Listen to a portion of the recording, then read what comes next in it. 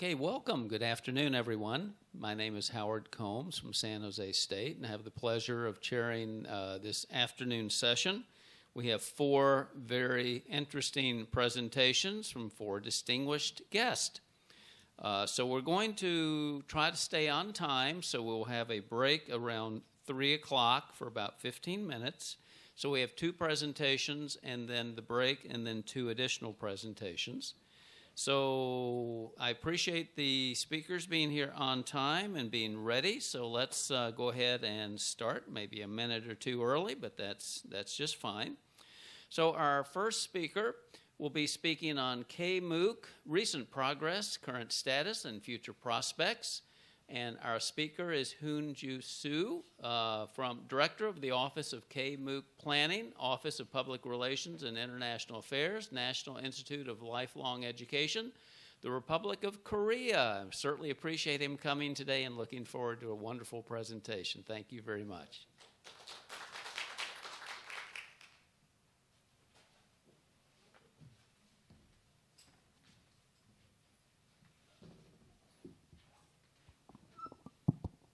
Yes, nice to meet you, and it is my great pleasure to be here and present the K-MOOC case for all of you. First, I just briefly mentioned my organizations which I belong to. The National Institute for Lifelong Education is as a public institutions under which is funded and sponsored and also controlled by the Ministry of Education, the Republic of Korea. So how I am, half is kind of public servant and half is civilians, but usually I think they're civilians. So yes, today. What I'm going to talk about is the recent developments of K-MOOC and future prospects. So I think you all know the definitions of MOOC. So I just skip these ones.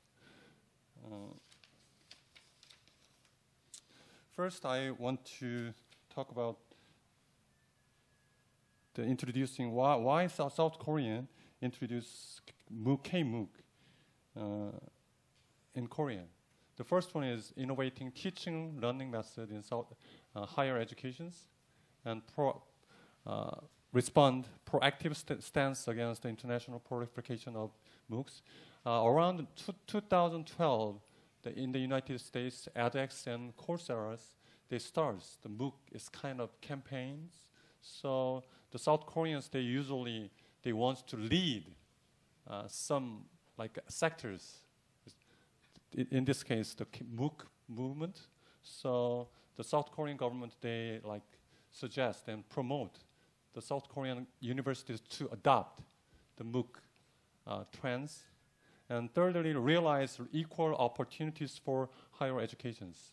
So during the last 20 to 30 years, many South Koreans, they want like enter like high quality universities to get a degree from the universities. For example, I graduate from the Korea universities, and also if you have a high quality educations, you can get a good job in the job market.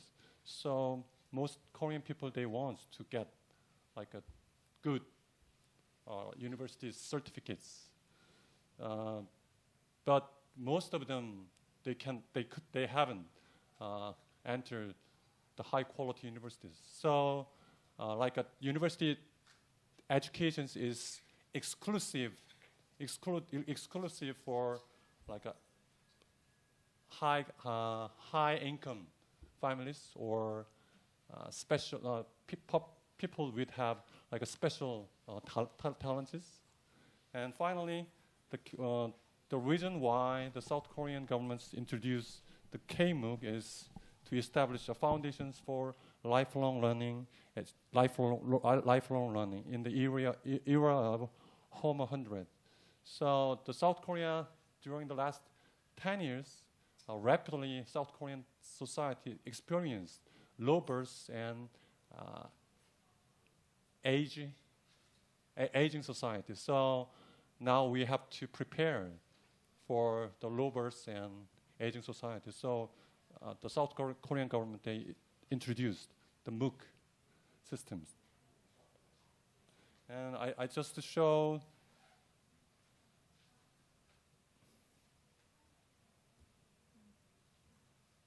this is just for your references. The phases, some phases of e-learning development in South Korea.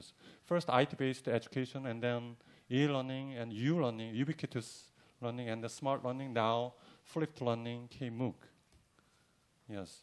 And now I want to explain some visions and policy goals and strategies of K-MOOC.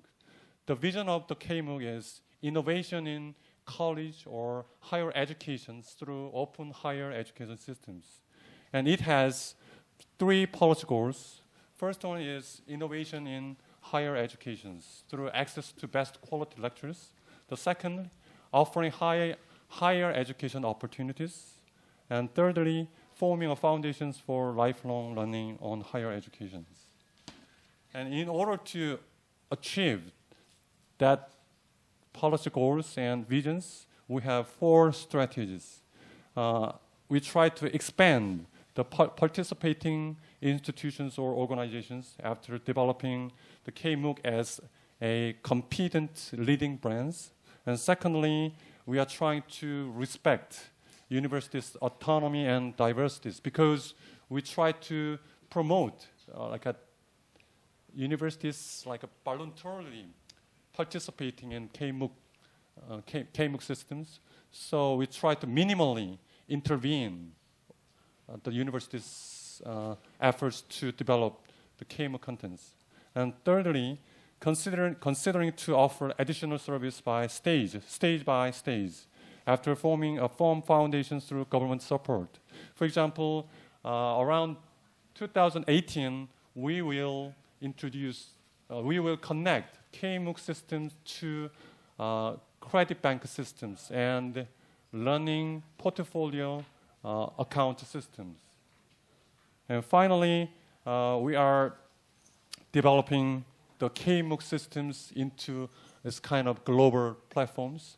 Through K-MOOCs, developing countries, they can access to the know-how or knowledge of Korean economic development during the last 40 to 60 years. So it's kind of official development ODA, official development assistant aid platforms. Yes, let's look at the implementation structure of K-MOOCs. K-MOOC is open for the audience. I write citizens, but citizen means include from the middle school students, high school students, till range to the old peoples. And also providers.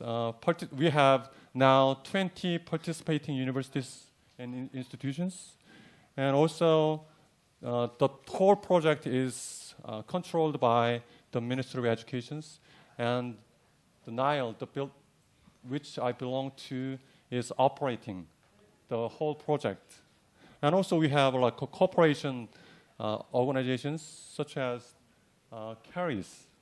They supervise the conversion development of OCW contents, and Korean Council for University Education, they connect networking between universities, and also education broadcasting systems of South Korea, they support the development of MOOC contents and courses, materials. And we also have we have strategic roadmap to develop the K-MOOCs.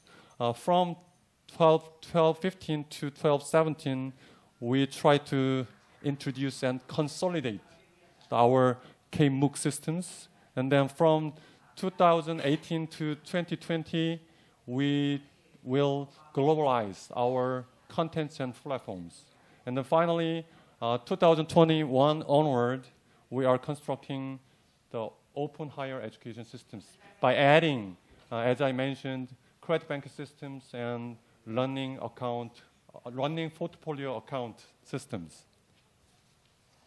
So eventually, we are considering development of ecosystems centered around K-MOOC, like this. So we are expecting having this kind of potential impacts and contributions. First, launching of K-MOOC leading to the global paradigm shift with Korean wave in educations, and enhancing competitive of higher education in South Korea, and thereby contributing towards national human resource development. And then this lead to equal opportunities in higher educations. That means democratizing or equalizing the opportunity to approach the university educations. And then so encourage universities to innovate themselves through providing them with quality teaching and learning method. And then finally, enhancing social contribution of higher education in individual and national matters. So last October, we launched the K-MOOC systems. Now around 10 months, right? Around 10 months now? Yes. Last year, we have 10 participating universities, and then they developed 29 MOOC contents, and now we evaluate the launching of K-MOOC is quite successfully, and now quite stabilized systems. Like this. Last October 14th, 2015, we officially launched the K-MOOC systems. And also we have like web platform front gate designs here. Here is the participating universities, including almost top 10 universities in South Korea. So this can attract many South Korean audiences to the K-MOOC platforms. And this slide shows some of the subjects titles. For example, education psychology and experience design, and also here is information sociology and understanding of universe, and also global citizen educations, and also we have creative ideations. The professor in charge of that subject, last year he got around $300 from his lectures when he invited as a guest invited to class. Last year just $300, but now he got $3,000 from his lectures. So I can't believe it, but he said his a kind of status of his status quite highly improved. Yes, so I think it's kind of effect of K-MOOC on the professors at the universities. And 2015, we, as I said before, we provide 27 courses, 29 courses offered by 10 universities. And this year, now we have 128 lectures. So the subjects of all lectures covers from language, literature to biology. So we have a diversity of lectures. Last year, we have small number of lectures, so we couldn't have any kind of diversity. So the learners, they asked us, demand, please expand the diversity of lectures and also increase the number of lectures. So we reflect on their demand. This year we increase the number of lectures also the diversity of lectures. Next year, maybe if we get enough fund from the government, next year we get around 300 lectures, I hope. Yeah.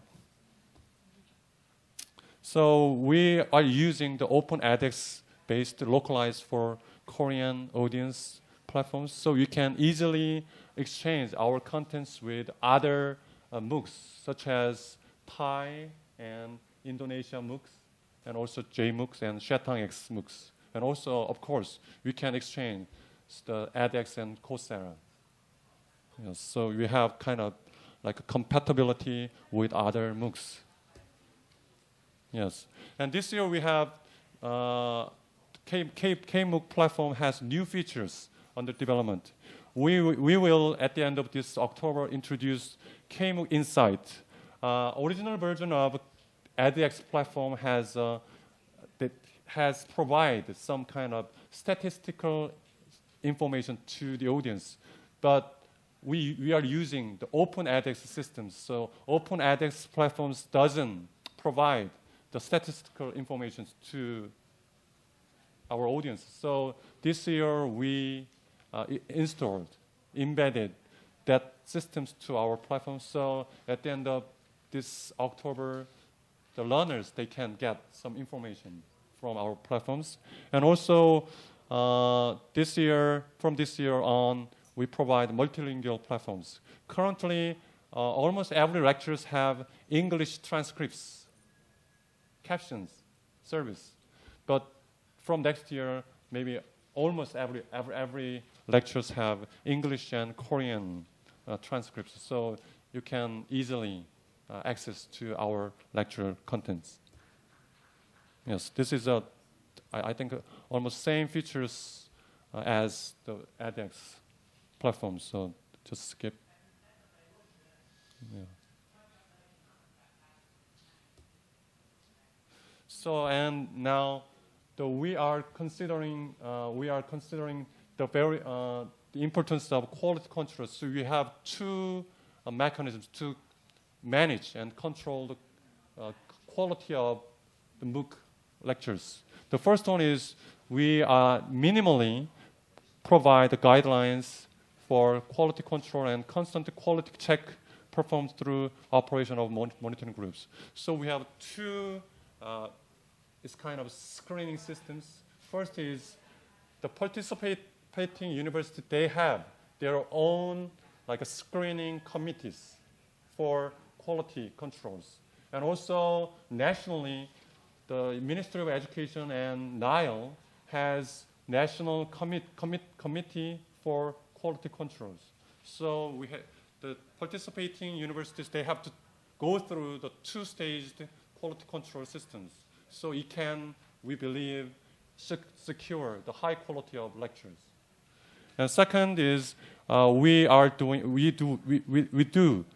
done the annual inspections. Result of first year's inspection integrated into second year's, so we can if a participating universities get a high assessment result, we give some more fund, and other participating universities get a poor result, we downgrade, decrease their fund.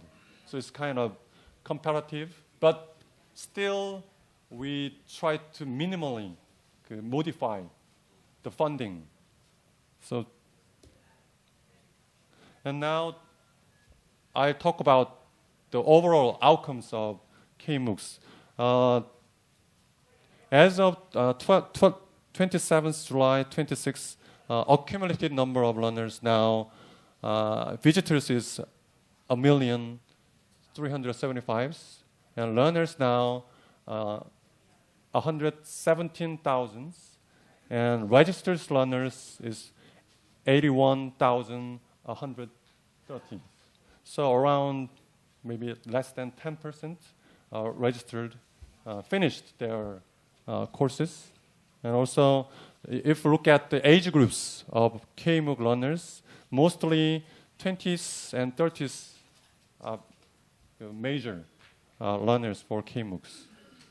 And also participating institutions, at first 10 universities participating in K-MOOCs, now 39 universities participating in K-MOOC systems. Actually, they provide this kind of source of K-MOOC contents. And courses from starts 27 to 29, now this year 128. Next year, we hope, as I said before, 300 K-MOOC courses would be provided by K-MOOC platforms. And also, who are the K-MOOC registered learners? You look at in details. By age groups, usually most of them is from 20s and 30s and 40s and 50s. But if you look at the below 20s, not many, but still around 10% of learners from middle and high school students. So we ask, why do they take the K-MOOC? Maybe the level of contents of K-MOOC should be difficult for them. But they answered, they can establish their career track for their future. And also, they can use the K-MOOC contents for their university entrance. They can write down their history of taking the K-MOOC contents for their entering top universities examinations. So it's kind of, we hope they don't, but the Korean middle school and high school students, especially foreign high school students, they want to use the K-MOOC as their qualifications for university entrance examinations. Yes, and let's look at the learner survey more in details. The survey, yes. So, what was your purpose in taking K-MOOC courses?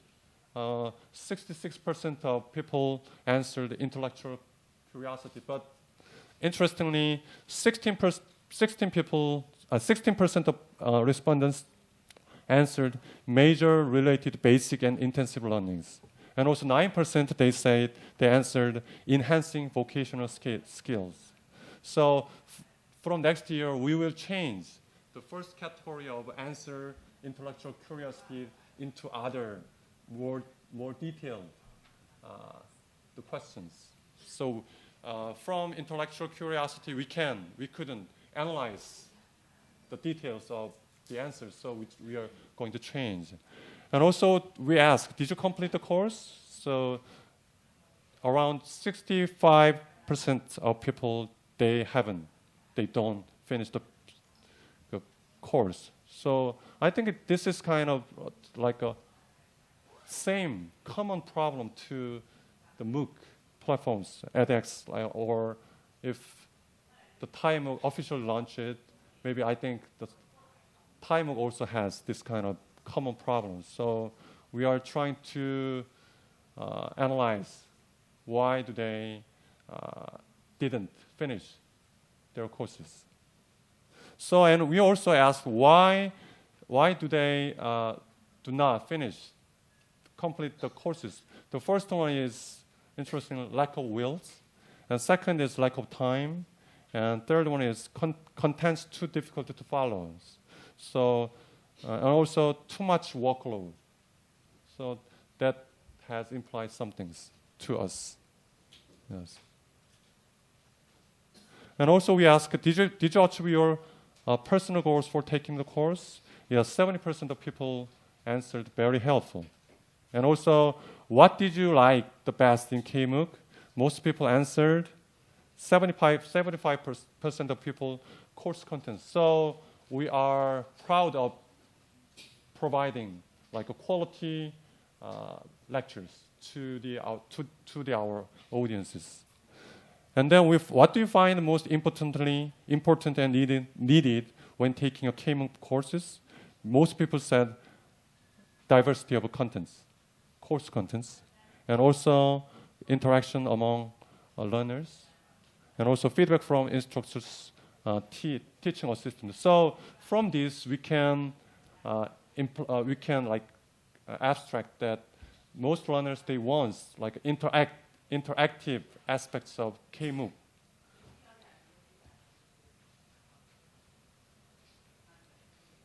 Yes.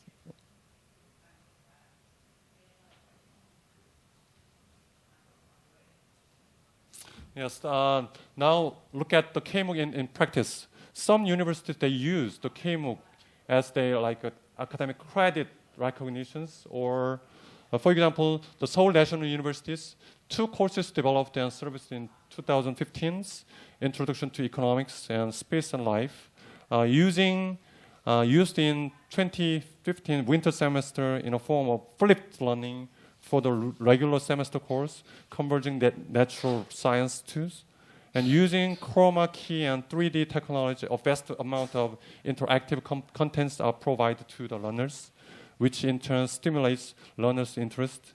And also Gyeonggi University, they provide a global civic education, subtitle Living in the Global Commons Society, being shared with the National University of East Timor. So MOOC-based contents, international contents exchange is now in practice. So that's quite interesting development. And also, as I mentioned, some high schools, they use the K-MOOC contents. For example, Daewon Foreign Language High School, they're using K-MOOC for flipped learning in special lectures. And also, Hanyang University high schools, they're using K-MOOC for extracurricular activities. For example, in detail, around 10 October 10, second-year students formed a study circle named Curious, in which they individually and voluntarily took Seoul National University K-MOOC course, Space and Life, shared their study findings with each other. It's kind of community of practice at the high school levels. So that is also interesting development of K-MOOC. So we are considering why the K-MOOC is relatively successful, has been successful. First one is cooperation between the government and universities. And second is, as you know well, South Korea has a quality ICT environment, and also ties to lifelong learning policies, and also finally in connection with higher education structural reforms.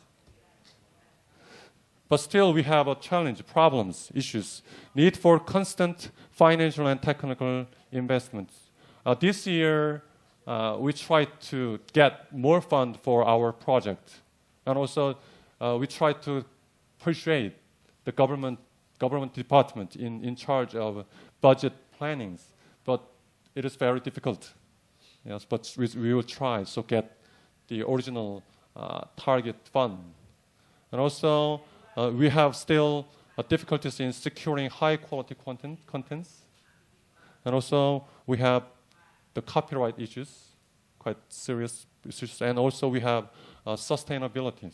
So how can we continue to high-quality lectures and also get a sustainable fund for our project?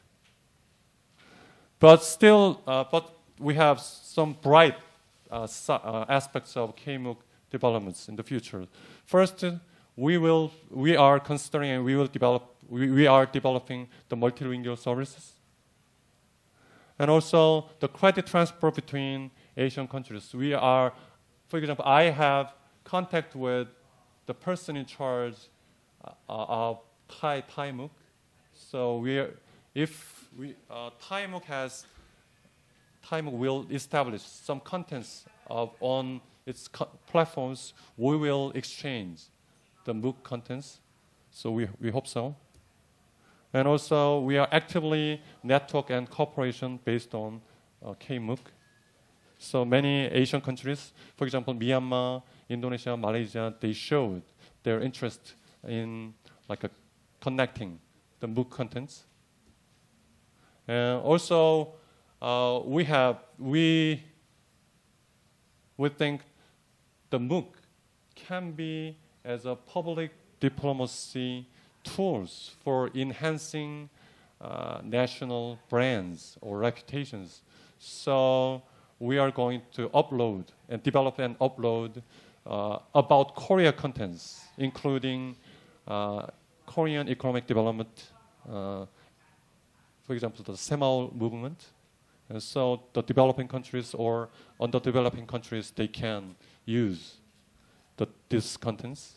And finally, we are going to develop profit models because the government, they cannot continue to support or fund this project. So from this year on till next year, we are going to develop the profit models. So maybe year 2018, maybe just the government, they fund the operation of platforms just only, and then the universities, they develop their own contents and get their profit from the learners after they finish their courses. Yes, thank you.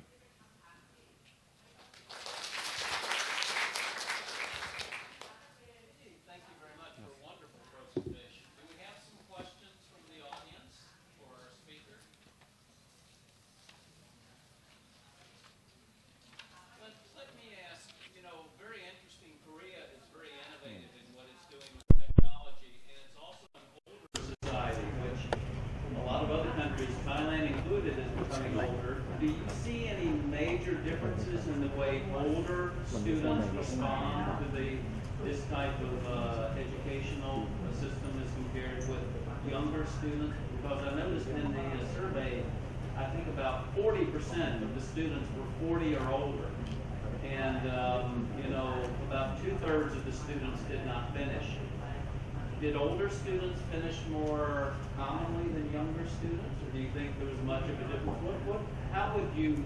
What would you say about older students' reaction to this compared to younger ones? Because we're all going to be in a situation, many of us, the United States included, where we have, thank you very much, where we have a lot of older students that we call non-traditional students, but older students taking this kind of a format. What can we learn from Korea's example in that regard?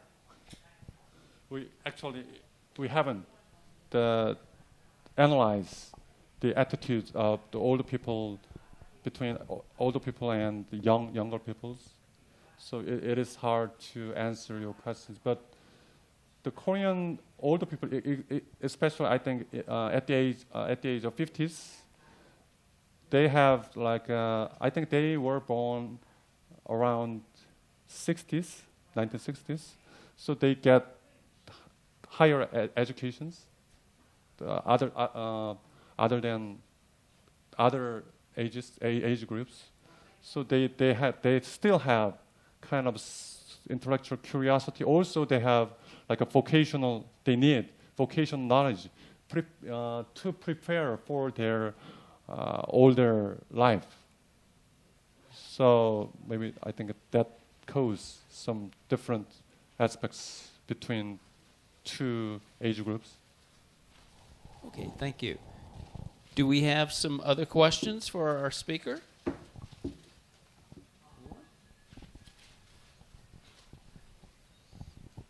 Okay, thank you very much for a very interesting presentation. Thank you very much. Yeah.